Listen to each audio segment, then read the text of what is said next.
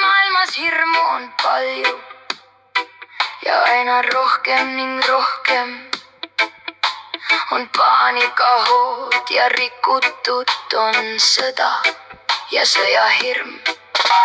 See hirm kasvab ning kasvab, temast saab kabuhirm, mis poeb igasse su keharaku. See hirm vallutab mu täiega üdini. Kas paistab kusagilt päikesekiir või vähemalt küünlavalgus? See hirm hirmutab, ta väsitab ja kurnab ikka sajaga. Ehk tuleb ka selline aeg, kui kunagi keha ja hing on vabad, kui hirmu pole.